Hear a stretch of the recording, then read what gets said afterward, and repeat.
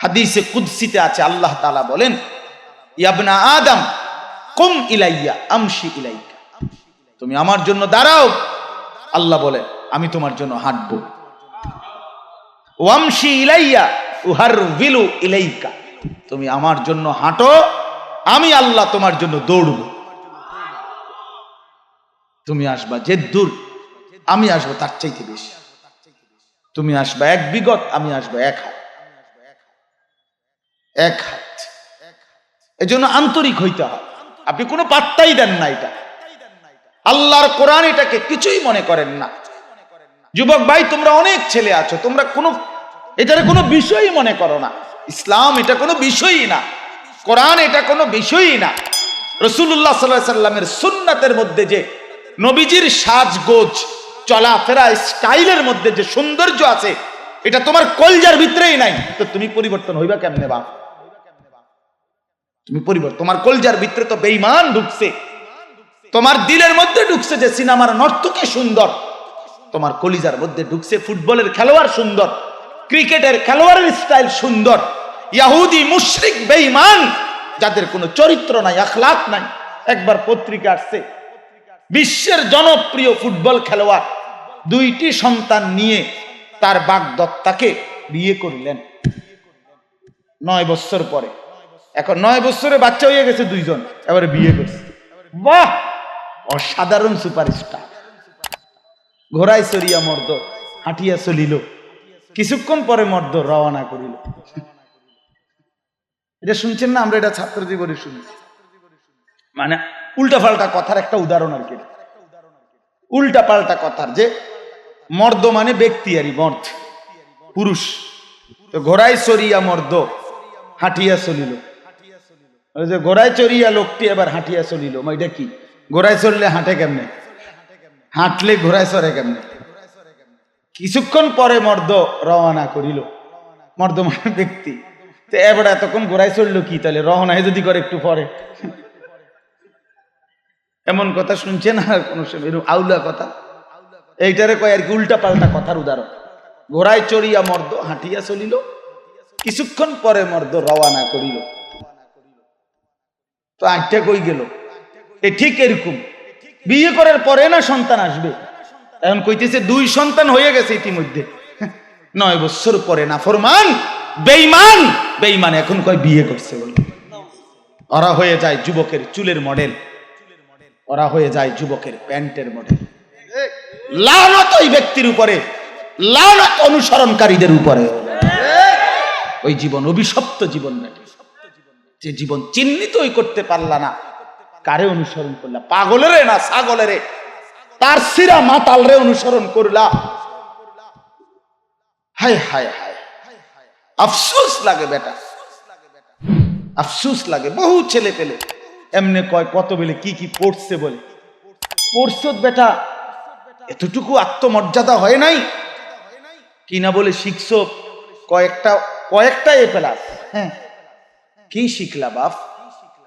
আত্মমর্যাদা চিনলা না, আত্মসম্মান চিনলা না, যে আমি কার মতো সাজলাম, তার জন্মের ঠিক আছে কিনা, তার জিন্দেগির কোনো ঠিক আছে কিনা, বলেন তার আখলাকের কোনো ঠিক আছে কিনা। এতটুকু যার ভিতরে বিবেক বোধ না থাকে, সে কি শিখলো, কি ভদ্র হলো, জিন্দেগি গঠন করলো কি বাবা? এজন্য বাপ ইনসাফের সাথে এটা বোঝা উচিত, ফিকির থাকা উচিত, ফিকির থাকা উচিত। কেন আল্লাহকে আমরা ছেড়ে দিলাম? কেন আমরা প্রিয় নবী সাল্লাল্লাহু আলাইহি ওয়াসাল্লামকে ত্যাগ করলাম? নবী সাল্লাল্লাহু আলাইহি ওয়াসাল্লামের জিন্দেগি, নবীজির সুন্নাত ছেড়ে দেওয়ার পেছনে যুক্তিটা কি? একটা যুক্তি তো থাকতে হবে। কেন আপনি দাড়ি কাটলেন?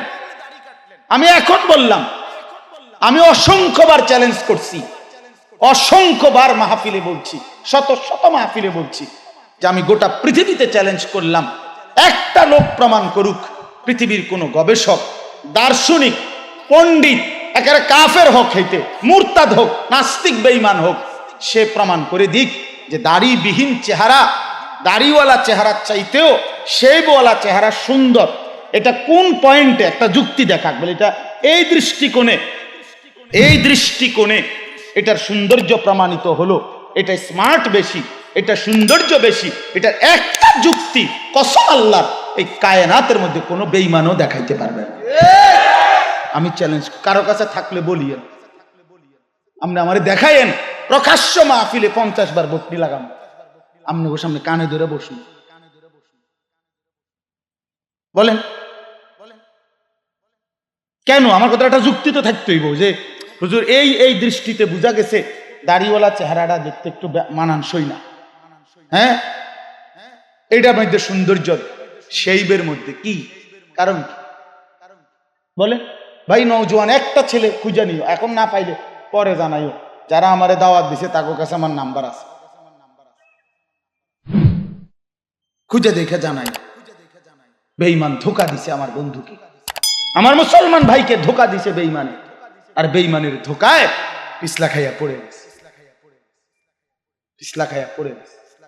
তোমরা একটা নওজোয়ানও ভাই গো ভাইয়া, রাসূলুল্লাহ সাল্লাল্লাহু আলাইহি সাল্লাম, সাহাবায়ে কেরাম, ওলামায়ে কেরাম, আউলিয়ায়ে কেরাম যুগ যুগ ধরে নামাজি ইমানদার মুসলমানদের বিপরীতে তোমরা যেই চুলগুলো রাখতেছ, খোদার কসম এই চুল বেঈমানের চুল, রব্বে কাবার কসম করে বলল কাফেরের চুল, এটা ইহুদির চুল,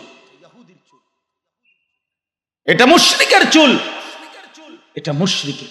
এই ঝাঁকড়া চুল এভাবে বড়, এভাবে বড়, সামনে বড়, পিছন দিয়া অনেক কাটা, বিভিন্ন মডেলের এই ঝাঁকড়া এই চুল, এগুলা বেঈমানের চুল।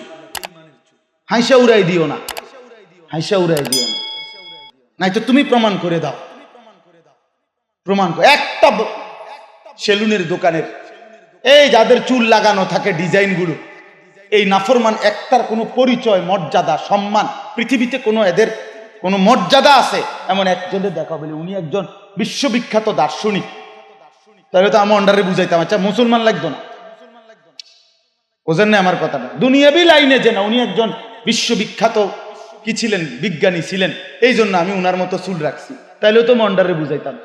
কার কার মতো রাখলে? কোন ছাগলের মতো? এই ছাগলের তো কোনো পরিচয়ই নাই। একটা যুক্তি তো থাকতে হবে ভাইয়া। বিবেক কি এত পচে গেছে? বিবেক কি এভাবে মরে যায় মিয়া? বলো ভাই, একটা ছেলে বলো মিয়া। তোমরাও তো পড়ছো, আমরাও তো পড়ছি বাবা, জেনারেল লাইনে পড়ছো, আমরাও তো জেনারেল লাইনে পড়ছি। বলো বন্ধু, বুঝায় বলো। আল্লাহকে ছাড়তে নাই, রাসূলুল্লাহ সাল্লাল্লাহু আলাইহি সাল্লামকে ছাড়তে নাই। খোদার কসম বন্ধু, আল্লাহকে যে ছেড়ে দেয় সে পথ হারিয়ে ফেলে। আল্লাহ কোরআনে বলছে এই ব্যক্তি আর কখনো কোথাও পথ পায় না, আর আল্লাহকে বাদ দিলে আর পথ প্রদর্শক নাই, আল্লাহর আলো থেকে বঞ্চিত হলে আর কোথাও আলো নাই। ওমান ইউদলিলিল্লাহু ফামা লাহু মিন হাদ। বাবা সবাইকে বলি, বিড়িখানার এই জিন্দেগি কার থেকে নিছেন? চা দোকানের এই জিন্দেগি, টেলিভিশন দেখা এই জীবন কার থেকে নিছেন? স্ত্রীর বেপরদিগি এই জীবন কার থেকে নিছেন? 20 বছর ধরে প্রতিদিন রঙিন টেলিভিশন চলে আপনার ঘরে, নাচ গান নর্তকীর ছবি চলে, এই মুসলমান কার থেকে এই বেঈমানি জিন্দেগি নিলেন? কে আপনাকে বলল এটা ভদ্রতা, এটা সামাজিক স্ট্যাটাস যে ঘরে একটি টেলিভিশন থাকতে হয়, বউ বাচ্চা প্রতি বছর প্রতিদিন নর্তকীর ছবি দেখবে, নাচ গান দেখবে, নাটক সিনেমা দেখবে, এইটা একটা মুসলিম ঘরের পরিচয়? এটা কিভাবে সম্ভব? কত বড়, কি পরিমাণ বোকা মুসলমান! সামনের রুমে, সোফার রুমে, যেখানে ড্রয়িং রুম, মেহমান আসে, এইখানে টেলিভিশনটা থুইছে, অর্থাৎ ঢুকেই যাতে মেহমান বুঝে টেনশন করবেন না এটা নাফরমানের ঘর। ডোন্ট মাইন্ড, কোনো পেরেশানি করবেন না, ছবি দেখবেন, এই যে রিমোট, এই যে টি টেবিলের উপরে রিমোট আছে, টিপ দেন। নাচ গান দেখবেন, দেখেন এই যে রিমোট। ঘাবড়াবেন না, পেরেশান হবেন না, আপনি যে কোয়ালিটির এই ঘর সেই কোয়ালিটি নাই তো কি, নাই তো যদি কমপক্ষে এতটুকু হইতো যে এটা শরমের বিষয়, তাইলে বাথরুমে যদি লাগাইতো যে আমি এটা ব্যক্তিগত, যখন আমি টয়লেটে থাকি তখন একটু দেখি, তাইলেও তো একটা যুক্তি ছিল, যাক বেচারা ব্যক্তিগত টয়লেটে দেখে, সামনের রুমে রাখে কেন? আত্মমর্যাদা কোথায়? লজ্জা বলতে, শরম বলতে যদি থাকে মুসলমানের, তো কিভাবে সম্ভব? ইজা লাম তাস্তাহি ফাসনা মা শি'তা, নবী সাল্লাল্লাহু আলাইহি ওয়াসাল্লামের হাদিস এটা বাবা, খামখেয়ালি করেন না। আল্লাহর নবী বলছেন ইজা লাম তাস্তাহি ফাসনা মা শি'তা, যখন কারো হায়া নাই, লজ্জা নাই, তো যা মন চা তাই কর। নবীজি ছেড়ে দিছে, যা নাফরমান, যা বেটা, তুই বেটা বাদ দে, তোর যেটা মন চায় এটা কর, যা। যে নারীর ইজ্জত নাই তার আর সমস্যা কি? যে নারীর পর্দা নাই, দেখবেন বেহায়া বেপর্দা নারী, এই বেড়ি রে কি বুড়াই দেখে না জোয়ানে দে, বেড়ির সমস্যা কি? বেড়ির তো লজ্জায় নাই, নাই তো বেড়ি একটু ভাবা উচিত ছিল যে কি রে বুড়া মানুষ আমার দেখতে লাভ কি? না না, হে বেড়ির কথা হলো আমার যেহেতু শরমে নাই, অতএব আমারে কে দেখে এটা আমার দরকার। এই জন্য নির্লজ্জ মানুষ যা ইচ্ছা তাই করতে পারে। রাসূলুল্লাহ সাল্লাল্লাহু আলাইহি ওয়াসাল্লামের হাদিস এটা বাপ। এই জন্য যুবক মনে রাখো, প্রিয় বন্ধু আমার, ছেলেরা আমার, যার জীবনে নামাজ নাই, যার জীবনে আল্লাহ নাই, আখিরাত নাই, কোরআনের বিধান, রাসূলের সুন্নাহ তোমার জীবনে নাই, খোদার কসম তোমার লজ্জা নাই, এই জন্য তুমি যা মন চায় তাই করতে পারছো। মুমিন যা ইচ্ছা তাই করে না, মুমিন হায়াওয়ালা। ওয়াল হায়াউ শুবাতুম মিনাল ঈমান, নবী সাল্লাল্লাহু আলাইহি ওয়াসাল্লাম বলেন হায়া, লজ্জা ঈমানের সবচেয়ে গুরুত্বপূর্ণ অংশ। আল্লাহর নবীর এক সাহাবী, হাদিসে স্পষ্ট আছে, এক সাহাবী ওনার ছোট ভাইকে লজ্জা কম করার জন্য উপদেশ দিচ্ছিল। হুয়া ইয়াইজুহু ফিল হায়া, বলতেছিল আরে ছোট ভাইকে, বেটা এত শরমাইস না, বেটা মানুষে এত লজ্জা পায়, ভালো কাজেই বলতেছিল কোনো হয়তো। আল্লাহর নবী সাল্লাল্লাহু আলাইহি সাল্লাম পাশ দিয়ে যাচ্ছিলেন, তখন নবীজি সরাসরি বললেন দাহু ফা ইন্নাল হায়া খায়রুন কুল্লু, থামো, তাকে ছাড়ো, আর একটা কথাও বলবা না, শোনো লজ্জা পুরাটাই কল্যাণ। ফা ইন্নাল হায়া খায়রুন কুল্লু, লজ্জা পুরাটাই কল্যাণ। অতএব বন্ধু আমার, দোস্ত আমার, বাবা আমার, আমার জন্য আপনাদের জন্য হায়া থাকা উচিত। আখিরাতেই আমার জিন্দেগি, মুসলমান এটাই আমার জীবন। আমার আল্লাহ, আমার নবী, আমার কোরআন, আমার ইসলাম। প্রিয় ভাই বাপ, চারটি শ্রেষ্ঠ নিয়ামত আমাদের কাছে আছে।